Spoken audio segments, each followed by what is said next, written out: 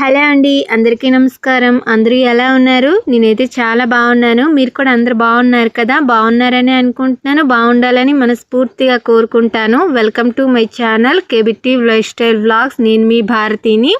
ఈరోజు వీడియోలో తెల్లవారులేసి నుండి మధ్యాహ్నం 1 గంట వరకు ఇంట్లో పనులన్నీ ఎలా చేసుకున్నానో చూపిస్తున్నాను. అదిగాక రాత్రి గ్యాస్ అయిపోయిందండి. వంట మొత్తం కట్ల పొయ్యి మీద ఎలా చేసుకున్నానో ఈ వీడియోలో చూపిస్తున్నాను. వంట అయితే ఎంత వీలైతే అంత వీలుగా తక్కువ చేయడానికి అయితే ట్రై చేశాను. మొత్తం కట్ల పొయ్యి మీద చేయాలంటే కొద్దిగా కష్టం అనిపిస్తుంది కదా.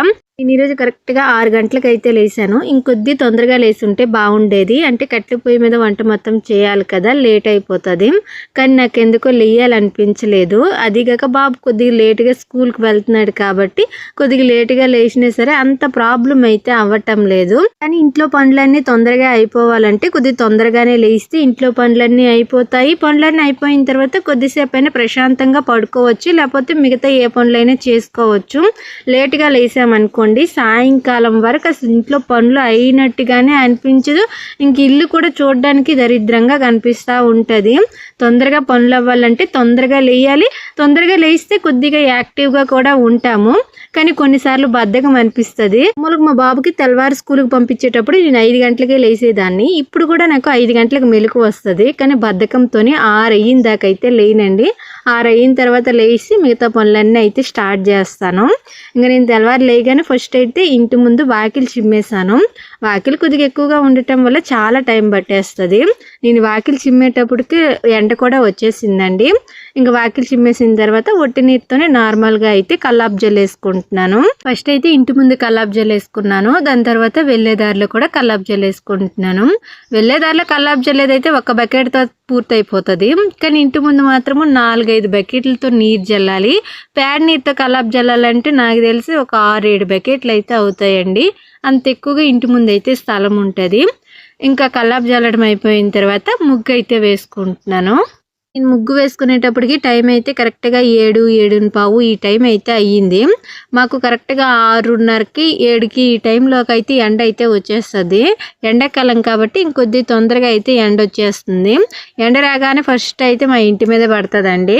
సూర్యోదయానికి ఎదురుగా మా ఇల్లు అయితే ఉంటుంది. కరెక్ట్గా సూర్యుడు ఎర్రగా ఉదయించేది కూడా మా ఇంటి నుండి చూస్తే క్లియర్గా కనిపిస్తుంది. చాలా అందంగా ఉంటుంది కదా. సూర్యాస్తమం అయినా సరే సూర్యుడు ఉదయించే సమయం అయినా చూడడానికి మంచిగా ముద్దుగా కనిపిస్తుంటాడు సూర్యుడు.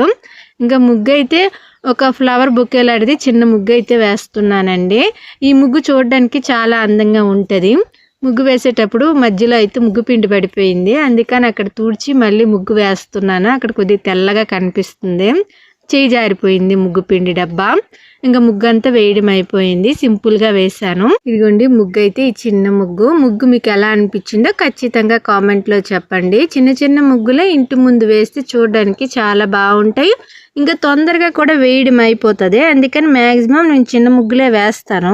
ముగ్గు వేయడం అయిపోయిన తర్వాత వంట చేయడానికి అయితే ఫస్ట్ పొయ్యి మంట వేసుకుంటున్నాను. నేను ఈ పొయ్యి మంట వేసుకునేటప్పటికి టైం అయితే 7:30-8 ఈ టైం అయితే అయిపోయిందండి. కొద్దిగా లేట్ అయ్యింది. ఇంకా పొయ్యి మంట అయితే వేసేసుకున్నాను.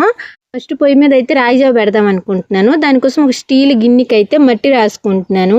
స్టీల్ గిన్నెలకు కానీ మసి కాకపోయినా ఏవైనా సరే కట్ల పొయ్యి మీద ఫస్ట్ టైం వండుతున్నప్పుడు గిన్నెలకి మట్టి కానీ పొయ్యిలో ఉండే బూడిది కానీ రాసుకొని దాని తర్వాత పొయ్యి మీద పెట్టుకొని వండుకున్నాం అనుకోండి, ఆ గిన్నెకి పర్మనెంట్గా మసి అయితే అవ్వదు. అంటే దోమిన తర్వాత మళ్ళీ నార్మల్ ఫస్ట్ ఎలా గిన్నె ఉన్నా అలా ఉంటుంది.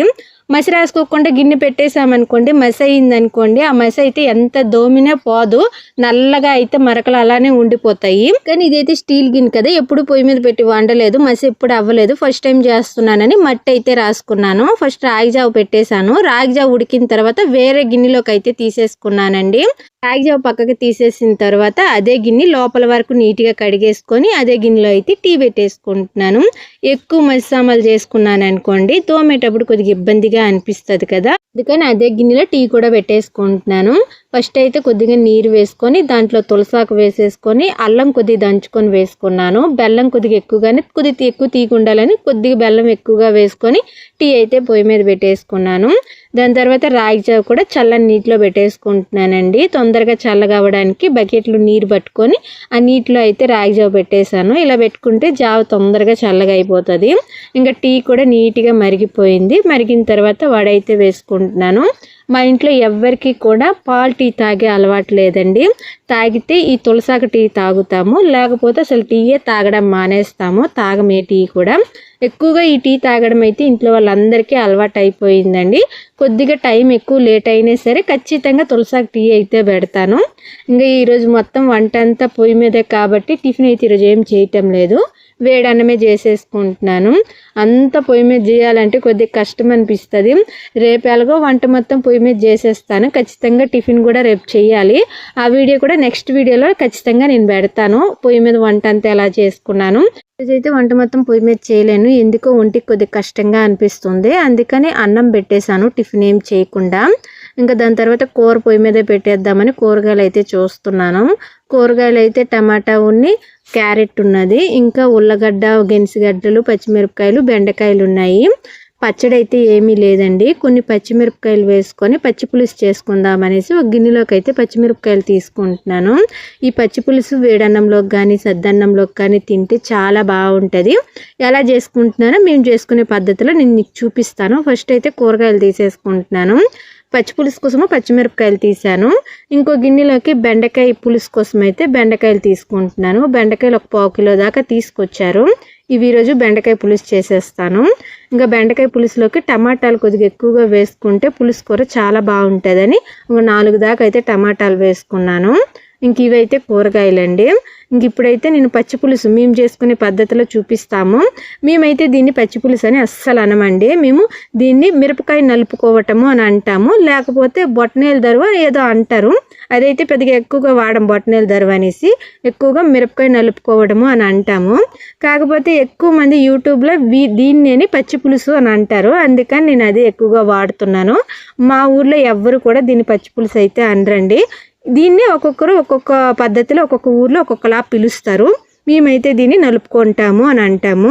ఇది తినడానికి చాలా బాగుంటుంది. ఫస్ట్ అయితే మిరపకాయలన్నీ చేత్తోనే మెత్తగా నలిపియాలి. మెత్తగా అంటే కొద్దిగా పలుకులుగా ఉండేటట్టు నలుపుకొని దాని తర్వాత నానబెట్టుకున్న చింతపండు, సాల్ట్ వేసేసి అవి కూడా మొత్తము కలిసేలాగా మెత్తగా నలిపేసుకోవాలి. మెత్తగా అంటే మిక్సీ పట్టినట్టు కాదులేండి, అన్నీ కూడా వక్కలుగా అయ్యేటట్టు అయితే నలుపుకోవాలి. చేయితో నలుపుకుంటే వక్కలే అవుతుందిలేండి, మెత్తగా మిక్సీలో అయితే ఏమవ్వదు. ఇంక ఇలా నలుపుకున్న తర్వాత కొద్దిగా వాటర్ వేసేసుకొని, అంటే మిరపకాయల కారానికి, పులుపుకి, ఉప్పుకి కరెక్ట్గా సెట్ అయ్యేటట్టు చూసుకుని నలుపుకుంటే అంతేనండి. మిరపకాయ నలుపుకోవటము తినడానికి చాలా బాగుంటుంది. ఇలా నలపడం మొత్తం అయిపోయిన తర్వాత ఉల్లిపాయలు ఇలా వక్కలుగా తుంచేసుకొని వేసుకొని ఉల్లిపాయలు కూడా బాగా నలుపుకోవాలండి. ఉల్లిపాయల ఫ్లేవర్ కూడా ఈ నలిపిన దాంట్లో బాగుంటుంది. లాస్ట్లో వేసుకున్న తర్వాత కలుపుకోకుండా చేయితో బాగా మెదుపుకుంటూ అయితే నలుపుకోవాలి, బాగుంటుంది. లాస్ట్లో ఉప్పు, కారం, పులుపు కరెక్ట్గా సరిపోయిందో లేదో చూసుకోవడమని. అంతేనండి, నలిపింది అయితే అయిపోయింది. ఈ నలిపిన దానికి కొంతమంది అయితే పోపు పెట్టుకుంటారు. పోపు పెట్టుకునే సరే చాలా బాగుంటుంది. కానీ నేను ఇప్పటి వరకు అయితే ఎప్పుడు కూడా పోపు అయితే పెట్టలేదండి. డైరెక్ట్గా ఇలానే నలిపేసుకొని అన్నంలో వేసుకొని అయితే తినేస్తాము. ఎప్పుడైనా కూర లేదు, కారంగా తినాలి అనిపించినప్పుడు నేను ఈ నలిపింది చేసుకుని తింటాను, బాగుంటుంది.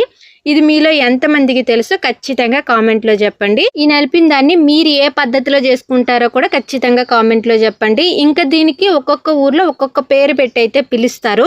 మీరు ఏ పేరు పెట్టి పిలుస్తారో ఖచ్చితంగా కామెంట్లో చెప్పండి. మేమైతే పిలిచిన పేరు మీకు చెప్పాను. ఎంతమంది ఎన్ని రకాల పేర్లు చెప్తారో నేను కూడా చూస్తాను. ఇంకా నలిపేసుకోవడం అయిపోయిన తర్వాత వేడివేడి అన్నంలో వేసుకొని ఇంట్లో వాళ్ళందరము తినేసాము. నేను కూడా తిన్న తర్వాత కూరగాయలు కట్ చేసేసుకున్నాను. బెండకాయ, టమాటా, ఉల్లిపాయ కట్ చేసేసుకొని ఇప్పుడు కూరకైతే కలుపుకుంటున్నానండి. బెండకాయ పులుసు కూడా ఒక్కొక్కరు ఒక్కొక్క పద్ధతిలో చేసుకుంటారు. నేనైతే చాలా సింపుల్గా చేసుకుంటాను. 5 నిమిషాల్లో అయిపోతుందండి. నేను చేస్తే చాలా తేలిగ్గా ఉంటుంది. ఫస్ట్ ముక్కలన్నీ కూడా కట్ చేసుకున్నవన్నీ ఒక గిన్నెలోకి వేసుకున్నాను. దాని తర్వాత పసుపు, ఉప్పు, కారం వేసేసుకొని ముక్కలన్నిటికీ అవన్నీ నీట్గా కలిసేలాగా కలుపుకున్న తర్వాత చింతపండు నీరు కూడా వేసేసుకుంటాను. అంటే అన్నీ ఒకేసారి కలుపుకొని పొయ్యి మీద పెట్టేసుకొని ఉడకేసేసుకుంటాను. అంతేనండి, సింపుల్గా అయిపోతుంది. కానీ ఈ బెండకాయ పులుసు ఇంకొంతమంది ఎలా చేస్తారంటే ఫస్ట్ బెండకాయలన్నీ ఆయిల్లో నీట్గా వేగించి అవి పక్కగా తీసి దాని తర్వాత పొయ్యి మీద తాలింపు పెట్టి తాలింపులో కొద్దిసేపు టమాటా మగ్గనిచ్చి దాని తర్వాత ఈ వేగించుకున్న బెండకాయలు వేసి బెండకాయలు కూడా కొద్దిసేపు తాలింపులో మగ్గనిచ్చిన తర్వాత చింతపండు నీరు వేసుకుంటారు. ఆ నీరు వేసుకున్నప్పుడే లేకపోతే దానికన్నా ముందేనే ఉప్పు, కారం అన్నీ వేసేసుకొని కలిపేసుకొని దాని తర్వాత చింతపండు నీరు వేసేసుకొని బెండకాయ పులుసు అయితే ఇలా చేసుకుంటారు. అది ప్రాసెస్ కొద్దిగా ఎక్కువగా ఎక్కువగా ఉంటుందండి, లేట్ అవుతుంది. నేను చేసుకునే పద్ధతి అయితే ఇలా సింపుల్గా ఉంటుంది, తొందరగా అయిపోతుంది, తినడానికి కూడా టేస్ట్ చాలా బాగుంటుంది. చాలామంది ఇలా చేస్తే బాగుండదని అనుకుంటారు కానీ టేస్ట్ మాత్రం చాలా బాగుంటుందండి. కొంతమందికి బెండకాయలు ఎలా చేసినా సరే నచ్చదు, అలాంటి వాళ్ళు తినలేరు. కానీ బెండకాయలు ఎలా చేసినా సరే ఇష్టంగా తింటారు చూసారా. ఇలా చేసుకొని ఒకసారి చూడండి, చాలా బాగుంటుంది. అయితే ఉప్పు కారము పులుపు కరెక్ట్గా పడాలి, అవి పడకపోతే తినలేము సరిగ్గా ఈ కూర. కూర కలపడం అయిపోయిన తర్వాత పొయ్యి మీద పెట్టేసుకున్నాను. ఉడికిన తర్వాత తాలింపు పెట్టేసుకుంటాను. నేను ఈ పొయ్యి మంట వేయడం రెండోసారి అండి. ఫస్ట్ సారి పొయ్యి మంట వేసి రాగి జావుని టీ పెట్టాను కదా, దాని తర్వాత పొయ్యి మీద వంట చేయడానికి ఏమీ లేకుండా తినడం అయిపోయి కూర కట్ చేయడం అయిపోయిన తర్వాత మళ్ళీ ఇంకొకసారి పొయ్యి మంట వేసుకొని కూర అయితే పొయ్యి మీద పెట్టుకున్నాను. పొయ్యి మీద వంట చేస్తే ఇది ఒక బాధ అనమాట. అంటే ఎన్నిసార్లు పొయ్యి ఆరిపోతే అన్నిసార్లు పొయ్యి మంట వేసుకుంటా ఉండాలి. గ్యాస్ మీద అయితే ఆ బాధ ఉండదు కదా. పొయ్యి మంట వేయాలంటే అంత తొందరగా అయిపోదండి, కొద్దిగా టైం పడుతుంది, లేట్ అవుతుంది పొయ్యి మండుకోవాలంటే. పొయ్యిలో నిప్పులు బాగా పడేంత వరకు పొయ్యి అయితే సరిగ్గా మండదు, ఎక్కువగా పొగస్తూ ఉంటుంది. వంట చేసుకునేటప్పుడు పొగ ఎక్కువ వచ్చింది అనుకోండి, మనం ఏం వంట చేస్తామో అది ఎక్కువగా పొగ వాసన వస్తూ ఉంటుంది, తినడానికి పెద్దగా తినాలనిపించదు, ఎక్కువగా పొగ వాసన అనిపిస్తూ ఉంటుంది. అందుకని ఏ వంట చేసినా సరే పొగ ఎక్కువగా లేకుండా చూసుకొని అయితే మంచి కట్టెలు పెట్టుకొని అయితే వంట చేసుకోవాలి. నేను కూర ఎప్పుడు చేసినా సరే ఎక్కువగా పొగ లేకుండా చూసుకుంటాను. కూర పొగ వాసన వచ్చింది అనుకోండి ఇంట్లో పెద్దగా తినడానికి ఇష్టపడరు, అందుకని కొద్దిగా జాగ్రత్తగా వండుతాను. మెయిన్ ఎక్కువ పొగ రాకూడదండి, పొగ రావడం వల్ల కళ్ళు మండితే ఇవన్నీ పక్కన పెడితే పొగ వాసన వచ్చేస్తూ ఉంటుంది, తినడానికి నాకే తినాలనిపించదు. కొన్నిసార్లు కట్లు మరీ ఎండివి కాకుండా వర్షం పడి కట్లు తడిసిపోతూ ఉంటాయి చూసారా, ఆ టైంలో మాత్రము ఇంకా పొగ అయితే ఆపలేము, కట్లు మండుతున్నట్టుగానే ఉంటాయి, మధ్యలో ఆరిపోతూ ఉంటాయి. అలాంటప్పుడు కొద్దిగా ఎక్కువగా పొగ వస్తూ ఉంటుంది, దానికి ఏం చేయలేము. కానీ మంచి కట్లు ఉన్నాయనుకోండి, కట్ల పొయ్యి మీద వంట చేసుకుంటే మనం ఏం చేసుకున్నా సరే టేస్ట్ చాలా బాగుంటుంది. కాకపోతే పొగ ఎక్కువగా రాకుండా అయితే చూసుకోవాలి. ఇంకా కూర ఉడికిపోయిన తర్వాత ఆ కూర వేరే గిన్నెలోకి తీసుకొని మళ్ళీ అదే దబర పొయ్యి మీద పెట్టుకొని తాలింపు పెట్టుకుంటున్నాను. తాలింపుకైతే ఉల్లిపాయ, పచ్చిమిరపకాయ, కరివేపాకుని, ఆవాలు, జీలకర్ర, కొద్దిగా నూనె వేసుకొని అయితే తాలింపు పెట్టుకుంటున్నాను. నేనైతే ఈ కూరకి లాస్ట్లో అంటే కూర అంతా ఉడకడం అయిపోయిన తర్వాత లాస్ట్లో అయితే తాలింపు పెట్టుకుంటాను. కొంతమంది ఫస్ట్లోనే తాలింపు పెట్టేసుకొని కూర అయితే ఉడికించుకుంటారు, అలా చేసినా బాగుంటుంది, ఇలా చేసినా బాగుంటుంది. లాస్ట్లో పోపు పెట్టుకుంటే ఈ పోపు వాసన కూరలో ఎక్కువసేపు ఉంటుంది అనేసి నేను ఎప్పుడు ఇలా పెట్టుకుంటాను అనమాట. ఇంకా కూర అయితే అయిపోయిందండి. ఈరోజు ఇలా పొయ్యి మీద వంట మొత్తం అయితే చేశాను. పచ్చడి అయితే ఏమీ దంచలేదండి, నాకు ఇంకా దంచే ఓపిక అస్సలు లేదు. అదిగాక ఇంట్లో అయితే ఇంతకు ముందు కరివేపాకు పొడి, కాకరకాయ పొడి, మునగాకు పొడి దంచాను కదా, ఆ పొడులు ఉన్నాయి, అవి సరిపోతాయి అనేసి ఇంక నేను ఈరోజు అయితే పచ్చడి ఏమీ దంచలేదు, రేపు దంచుకుందామని. ఇంకా మా బాబుకి అయితే స్కూల్కి పంపించే టైం అయిపోయిందండి. వాడికి స్కూల్కి పంపించే టైంలోనే వంట మొత్తం కంప్లీట్ చేసేసుకున్నాను. ఇంకా మా బాబుకి కావాల్సిన బాక్సులు అయితే సర్దేస్తున్నాను. 2 బాక్సుల్లో కొద్దిగా అన్నం కట్టాను. దాని తర్వాత స్నాక్స్ బాక్స్లో స్నాక్స్ అయితే పెట్టేసుకుంటున్నాను. ఒక 4 బిస్కెట్లు, ఒక 2 రకాల మనుబూర్లుని, చాక్లెట్లు అంటే ఈ చాక్లెట్లు కాదులేండి, కొబ్బరి కూర వేసేసి బెల్లం వేసి బాగా పాకం తీసేసి దాని తర్వాత చాక్లెట్లా తయారు చేస్తున్నారు. తినడానికి బాగున్నాయి, ఆరోగ్యానికి కూడా మంచిదని ఇవైతే తీసుకున్నాను. మా బాబు కొద్దిగా ఎక్కువగా చాక్లెట్లు అయితే ఆడుతున్నాడండి, చిన్నపిల్లోడు కదా, అందుకని ఇవి తీసుకొచ్చి అయితే పెట్టాను ఇంట్లో. అప్పుడప్పుడు గుర్తొచ్చిన సార్లు సపరించుకొని అయితే తింటున్నాడు, ఆరోగ్యానికి కూడా అంత హాని కాదని అయితే తీసుకున్నాను. ఇంకా బాక్స్ అన్నీ సర్దేసిన తర్వాత బ్యాగ్లో అయితే పెట్టేసుకుంటున్నాను. ఒక కచ్చిపును, వాటర్ బాటిల్, ఖచ్చితంగా స్పూన్ కూడా పెడతాను, స్పూన్తోనే తినిపిస్తారు అక్కడ, అందుకని స్పూన్ కూడా ఖచ్చితంగా పెడతాను. ఇంటికి వచ్చిన తర్వాత కూడా మా బాబు స్పూన్తోనే తింటున్నాడండి, చేయితో అస్సలు తినటం లేదు. మేము కూడా చేయితో తినిపిస్తామన్నా సరే చేయితో తినిపించనివ్వటం లేదు, నాకు స్పూన్తోనే తినిపించు, నేను స్పూన్తోనే తింటాను అని అంటున్నాడు. ఇంకా బాక్స్ అన్ని కట్టేసిన తర్వాత బస్సు వచ్చిన తర్వాత బస్సు అయితే ఎక్కిచ్చేసాను. ఇంకా మా బాబు అయితే స్కూల్కి వెళ్ళిపోయాడు. బస్సు వచ్చేటప్పటికి కరెక్ట్గా అయితే 11:15 అయ్యిందండి. ఆ టైంలో అయితే బస్సు వచ్చింది. మామూలుగా అయితే స్కూలు 12 గంటలకి, కాకపోతే మాకు స్కూల్ కొద్దిగా దూరంగా ఉంటుంది కాబట్టి బస్సు ఒక 2 గంటల ముందే మా ఊరికి అయితే వస్తుంది. ఇంకా బాబుకి బస్సు ఎక్కిచ్చేసిన తర్వాత నీరు వస్తున్నాయి, నీరు అయితే పట్టుకుంటున్నాను. ఫస్ట్ అయితే బకెట్లన్నీ నీట్గా కడిగేసుకొని బకెట్లన్నిటికీ నీరు పట్టుకుంటున్నాను. ఈ బకెట్లు బాత్రూమ్కి దగ్గరగా ఉండేటట్టు పెట్టుకొని పట్టుకుంటున్నానండి. అంటే పైన ట్యాంకీలో అప్పుడప్పుడు నీరు అయిపోతున్నాయి. అలాంటప్పుడు నీరుకి ఇబ్బందిగా ఉంటుందనేసి ఇంట్లో ఎన్ని బకెట్లు ఉన్నాయో అన్ని బకెట్లకి నీరు పట్టేసుకుంటున్నాను. ఇక్కడని మంచినీరు కూడా పట్టేసుకుందామనేసి అంత దూరం నుండి ఎందుకు తీసుకురావడం అని ఎలాగో ఇక్కడ పైప్ పెడుతున్నాను కదా అనేసి ఇక్కడే మంచినీరు కూడా పట్టేసుకుంటున్నాను. మంచినీరు మాత్రం 2 బిందెలుగా పట్టుకుంటానండి. మళ్ళీ రేపు ఈ టైం దాకా నేను పట్టుకున్న ఈ 2 బిందెలు అయితే కరెక్ట్గా వస్తాయి. మళ్ళీ రేపు వచ్చిన తర్వాత ఇదే టయానికి మళ్ళీ 2 బిందెలు అయితే పట్టేసుకుంటాను. ఈ పైపు నీరు మాకు చాలాసేపు వస్తాయండి. తెల్లవారు 9 గంటలకు వదిలాడు అనుకోండి, మధ్యాహ్నం 2, 1 గంట ఈ టైం దాకా అయితే వస్తాయి. చాలా ఎక్కువ టైమే వస్తాయి. అదిగాక మా ఊర్లో ఎక్కువ మంది జనాలు ఏమి ఉండరు కాబట్టి ఎక్కువ మంది ఎక్కువగా నీరు అయితే వాడరు. ఇంకా పెన్నా నీరు దగ్గరే కాబట్టి నీరు కూడా చాలా ఎక్కువగా వస్తాయి. నీరుకైతే పెద్దగా ఇబ్బంది ఏమీ ఉండదు. కాకపోతే ఇంట్లో మోటార్ లేదు కాబట్టి, మోటార్ ఉంది కాకపోతే చెడిపోయింది, అది బాగా చేసుకుంటే అయిపోతుంది. ఆ మోటార్ బాగా చేసుకునేంత వరకు ఎప్పుడు కావాలంటే అప్పుడు నీరు వేసుకోవడానికి ఉండదు. అదొక్కటే ఇంట్లో కొద్దిగా ప్రాబ్లంగా ఉంది, అదనమాట.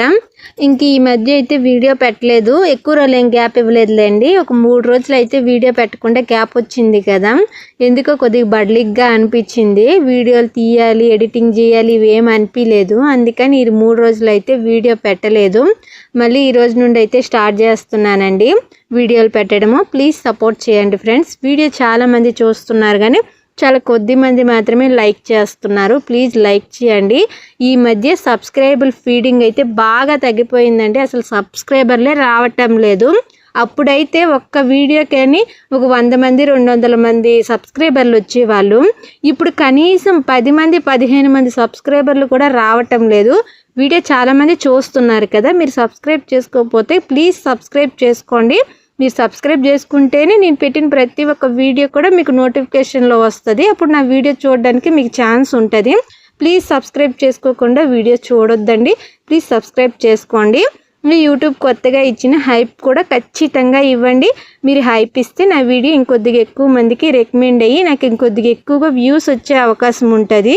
అందుకని మా యూట్యూబర్స్ ఎక్కువగా లైక్లుని హైప్ అయితే అడుగుతూ ఉంటాము. ఇంకా నీరు పెట్టడం అయిపోయిన తర్వాత ఈ నీరు వచ్చినప్పుడే నేను గిన్నెలన్నీ బయట వేసేసుకొని ఆ గిన్నెలన్నీ నానబెట్టుకుంటున్నాను. దాని తర్వాత బట్టలు నానబెట్టుకుంటున్నానండి.